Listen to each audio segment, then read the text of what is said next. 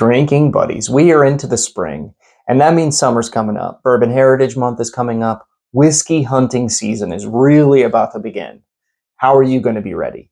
Let's go. I'm your drinking buddy. All right, drinking buddies. So before we get into the tips for hunting bourbon this summer, I'm going to dive into a little pour here. So this is a 4-gate triple oak, aged 7 years, 107.6 proof. And this came from my good buddy, Dave. Thanks, Dave. I don't know what the 3 casks are, but this is appley and peachy. This is fruity. This is a fruity bomb.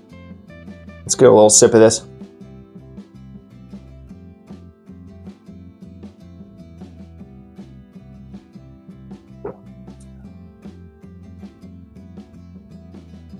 That's pretty good. That's dickily, but that's pretty good. Yeah, there's a lot going on here. That's peachy, that's brown sugar, that's mapley, that's dickily, very dickily, very minerally. Yeah, my one complaint when it comes to 4-gate is I find that they charge a little bit too much for what you're getting out of it, but that is very good. Very good. All right, drinking buddies. So how might you come across these bottles we're about to talk about? Well, here's what I would recommend. You hear something in this video that you're specifically looking for, like we'll go ahead and start with the 2024 batches of Stagg. You know, everybody's going to be hunting those. So here's what I would recommend. Your local bottle shop that you frequent, especially if it's a small hole-in-the-wall shop that charges close to MSRP, maybe they charge a little bit more, go in there, buy a couple bottles and say, hey, I'm picking these up today, but I'm wondering if you could let me know when the 2024 Stagg comes out. Could you give me a call? Can I give you my number? And maybe you could do that for me. And just try to create that like relationship with the store owner, manager, whoever orders. And I think those types of things really do pay off. And don't be phony about it either. Like, make friends with people. It's not phony if you actually want to be friends with them. Making relationships really help. Joining Discord groups and things like that can really help too. I have one for channel members, so if you're interested in joining that, there's a link in the description to become a channel member, and I can invite you to the Discord. And we share a lot of tips with each other. We tell each other when bottles are landing, and we've helped each other get some things as well that we couldn't get in there. And I can get something in my area that somebody else can't get in theirs. That type of thing. So I would recommend joining some Facebook groups, Discords, that type of thing. All right. Now let's look at all of the bottles that we're going to be looking for this summer and going into fall. First up, we have a Jack Daniel's Twice Barreled Rye. Last year's release was really popular. It was a little bit of a disappointment for me because I feel like at that 100 proof point, it just doesn't do enough for me when I can buy Jack Daniel's Single Barrel Barrel Proof Rye for less and easier to get. And it's much better. So that's where I was at with that one. So I'm hoping they bounce back a little bit and deliver something a little more. But also, Jack Daniel's this year is just, man. Last year they might have been Distillery of the Year, and this year they're coming out with a Jack Daniel's Barrel Proof that's 14 years old. And just shut up and take my money, Jack Daniel's. I need this in my life so bad. I need this so much. I would probably rather drink that than Pappy. I would rather buy that than Pappy. I gotta be honest with you. Because that just sounds amazing. Anyway, next up, you can never sleep on the Elijah Craig Barrel Proofs, and sometime in May, we will get Elijah Craig Barrel Proof C924. Sorry, B524. So that's something to be on the lookout for. A is really good, and then of course we know last year's C batch was amazing, so don't sleep on those. Next up, we have Little Book Chapter 8, and Little Book Chapter 8 is a really interesting one because for years now, they've been saying, Little Book coming soon, sherry finished. And that's what it says like as the default setting for Little Book every year, and it's never sherry finished.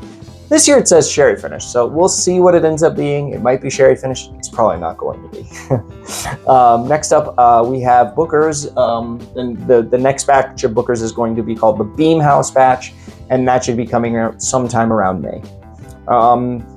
A couple bottles that not a lot of people know about, and they're a little bit pricey. So I think they're a little bit easier to find than some people give them credit for. So if you want good bourbon that's not a unicorn, that's really, it's hard to find, but it's not totally hard to find. Shanks and Baumburgers. A lot of people don't know about them. They're made by Michter's. Shank is the guy who used to distill whiskey for George Washington, believe it or not. And that's the original name of the distillery, and then the distillery was called Baumburgers later, and now it's called Michter's. Anyway, long story short, they're both really good whiskeys. They're a little bit expensive, but they deliver a good product, so you can't complain. And they're not unicorns. They're findable. The same thing with Little Bookers, Elijah Craig Barrel Proof. You know, those are not unicorns to find. They're obtainable. You can find these bottles.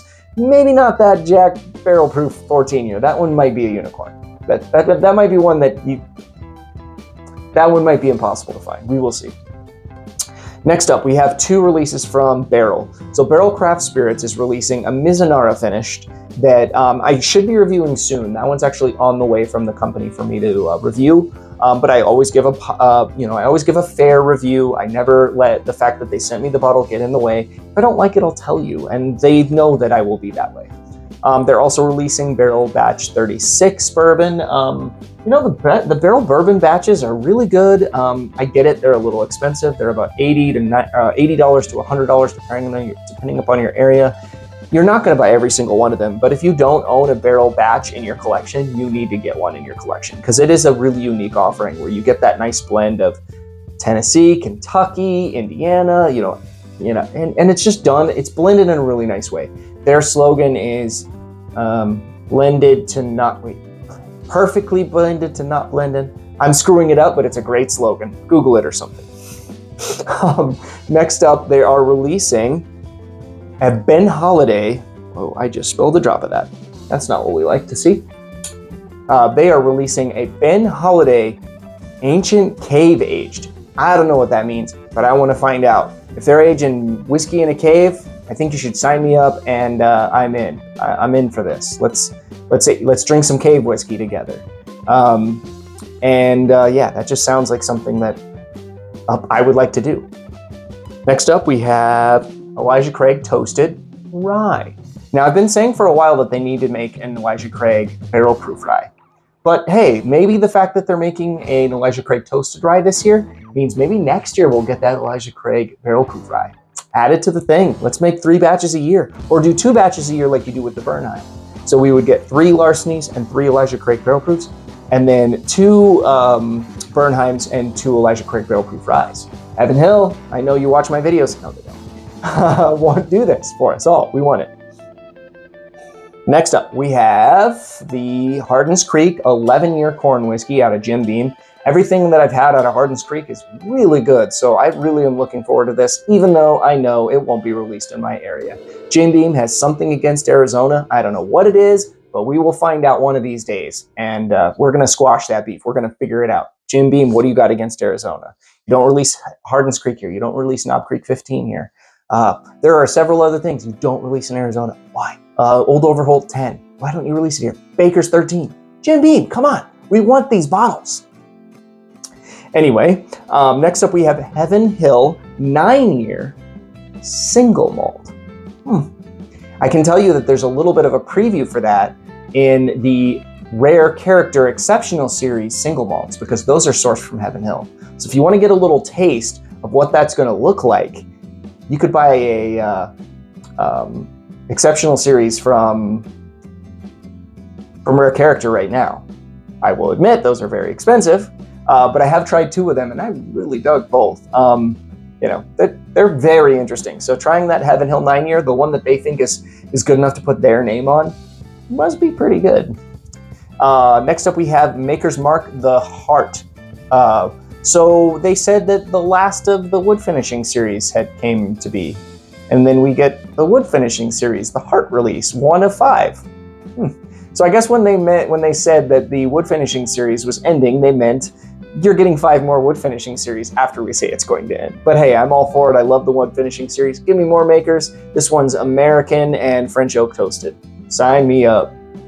While we're on the subject of Maker's Mark, we should get a new batch of Maker's Cellar Age this year, so fingers crossed I can land one of those, because last year's batch was excellent, so maybe we'll get another one of those this year and it'll be just as good, maybe even better.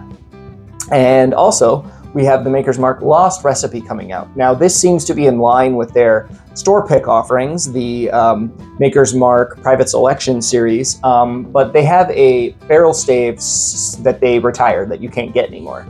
And this recipe is going to be based around that stave. So that should be pretty interesting because you can't get that stave anymore. So pretty cool. We have one last one up here. It is the Wild Turkey Masters Keep Triumph. This is going to be a 10-year bourbon. And please don't charge us $400 for it. Please don't charge us $300 for it. Come on, please. You're charging too much for these bottles, Wild Turkey. You're killing us over here. Everything that Wild Turkey does anymore is overpriced, except for Rare Breed and Wild Turkey 101. So please help us out here. Like, really, help us out, because you're just killing us with the prices. Anyway, drinking buddies, these have been my bottles that I'm going to be hunting in summer and early fall. What are you looking for? Any on this list really strike your fancy? I'm really excited for this, and it should be a great year for whiskey. Can it be as good as last year? I don't know. Last year was fantastic for whiskey.